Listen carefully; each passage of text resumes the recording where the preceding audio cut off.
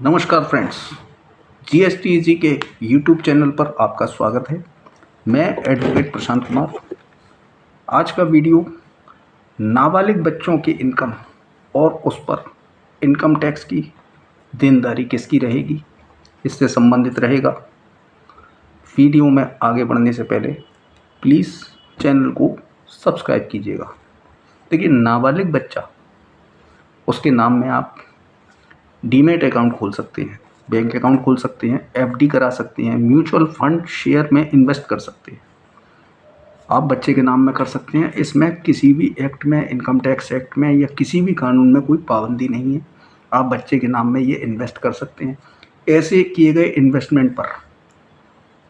जैसे एफडी है, shares, mutual fund हैं, और इन पर जो भी कोई इंटरेस्ट मिलेगा बच्चे के नाम में,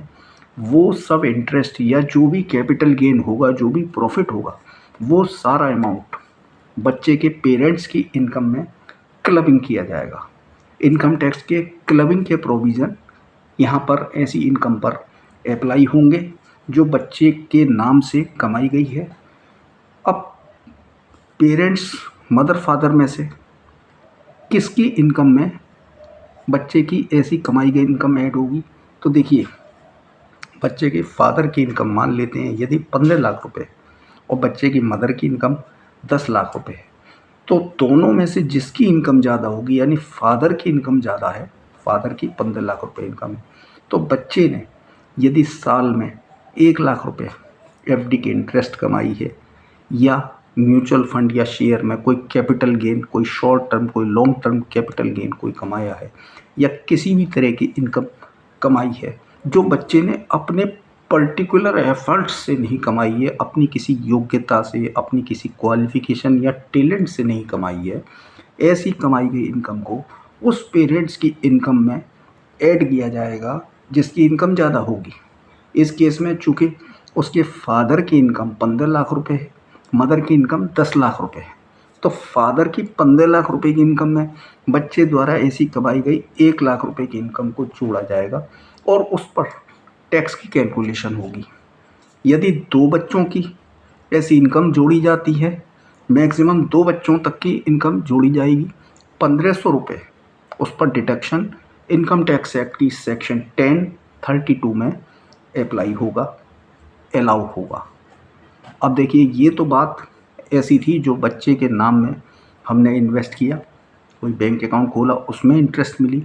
बैंक अकाउंट में पैसा जमा किया, शेयर खरीदे, म्यूचुअल फंड खरीदे, एफडी बनाई, या कोई भी इस तरीके का हमने डीमैट अकाउंट खोला, या कोई भी ऐसा ट्रांजैक्शन किया जिससे बच्चे को इनकम हुई, बच्चे के नाम में इनकम अर्न हुई। अच्छा, इनकम कैश में हो, यानी आपके बच्चे के बैंक अकाउंट में आ चुकी है या नहीं आई है, उससे कोई फ़र्क नहीं पड़ता है। इनकम एक्यूर्ड बेस पर पेरेंट्स की इनकम में जोड़ दी जाएगी। एक्यूर्ड बेस क्या होता है? जैसे आपने बच्चे के नाम में 10 लाख रुपए की एफडी बनाई बैंक में, और साल के लास्ट में उस एफडी की जो वैल्यू थी 10 लाख प्लस इंटरेस्ट मिलाकर 11 लाख रुपए हो गई है। भले ही वो अमाउंट आपके बैंक अकाउंट में नहीं आया, वो एफडी में ही एक्यूर्ड हो गया है, तो एक्यूरल बेसिस पर वो 1 लाख रुपए की इनकम पेरेंट्स में, जिस भी पेरेंट्स की इनकम ज़्यादा होगी उसकी इनकम में ऐड कर दिया जाएगा। अब यदि बच्चा टैलेंटेड है, कई बार हम देखते हैं कि जो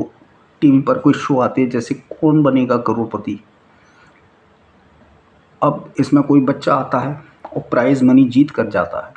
तो ऐसी जो उसकी इनकम होगी वो उसके अपने टैलेंट से होगी, अपनी नॉलेज और अपनी उसकी क्वालिफ़िकेशन की वजह से होगी, जो उसने अपने टैलेंट से, अपनी मेहनत से कमाया है। तो ऐसी इनकम को यदि बच्चा नाबालिग भी है, 18 साल से कम का भी है, तो भी पेरेंट्स की इनकम में क्लब नहीं किया जाएगा। ऐसी इनकम उस बच्चे की ही इनकम मानी जाएगी और उस बच्चे द्वारा ऐसी इनकम पर इनकम टैक्स की देनदारी बनेगी। अब कभी-कभी ऐसा होता है कि नाबालिग बच्चा है और उसके पेरेंट्स नहीं हैं और उसने कोई इनकम कमाई है। अब ऐसे केस में चाहे उसने इनकम अपने एफ़र्ट, अपनी क्वालिफ़िकेशन, अपने टैलेंट के द्वारा, अपने किसी हुनर के प्रदर्शन द्वारा, किसी क्विज कॉन्टेस्ट में टेस्ट लेकर, भाग लेकर, पार्टिसिपेट करके, या नॉर्मली उसके नाम में उसके मदर फादर ने, उसके पेरेंट्स ने मरने से पूर्व कोई इन्वेस्ट किया था, उस पर कोई उसको इंटरेस्ट आ रही है, कोई गेन आ रहा है, तो ऐसे केस में वो बच्चा ही सोलली उस ऐसी इनकम पर टैक्स देने के लिए लायबल होगा। यदि उस बच्चे का कोई कस्टोडियन अपॉइंट किया गया है कोर्ट द्वारा या उसके सगे संबंधियों द्वारा, तो उस कस्टोडियन की ऐसी जिम्मेदारी बनती है। लेकिन यहाँ एक पॉइंट ध्यान रखने योग्य है, जैसे लड़कियों के केस में, नाबालिग लड़की है 18 साल से कम की, आप सुकन्या समृद्धि योजना में अकाउंट खोलते हैं और उसमें हर साल इंटरेस्ट मिलती है, तो ऐसी इनकम को पेरेंट्स की इनकम में क्लब नहीं किया जाएगा। बच्ची यदि व्यस्त हो गई है और उसके बाद उसे जो पैसा मिलता है, तो उस इनकम को उस बच्चे के एडल्ट होने के बाद उसकी इनकम में ही जोड़कर उससे टैक्स लिया जाएगा। इसी तरीके से कुछ टैलेंटेड बच्चे होते हैं, इंजीनियरिंग लाइन में भी होते हैं, जो कि फ्रीलांस सर्विस करते हैं, अपनी सर्विसेज ऑनलाइन देते हैं, इंडिया के बाहर भी देते हैं, कंपनीज़ को देते हैं, डायरेक्ट क्लाइंट्स को देते हैं, और उनसे बदले में उन्हें डॉलर्स में या यूरो में या चाइनीज़ करेंसी में पेमेंट मिलता है, जो कि कन्वर्टेबल फॉरेन एक्सचेंज में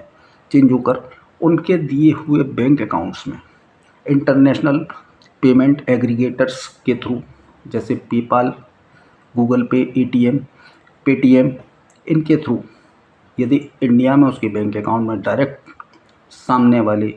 फॉरेनर्स द्वारा, क्लाइंट द्वारा, कंपनी द्वारा ट्रांसफ़र किया जाता है, तो ऐसी इनकम को, चूँकि बच्चे ने खुद अपने टैलेंट, अपनी मेहनत से कमाया है, तो ऐसी इनकम को भी पेरेंट्स की इनकम में क्लब नहीं किया जाएगा और वो बच्चा सोलली उस इनकम पर टैक्स देने के लिए लायबल होगा। वीडियो आपको कैसी लगी? वीडियो पे कमेंट अवश्य कीजिएगा और आगे भी इसी तरह की इनकम टैक्स और जीएसटी से संबंधित टेक्निकल और अपडेट्स के लिए GSTG को सब्सक्राइब कीजिए। Thank you.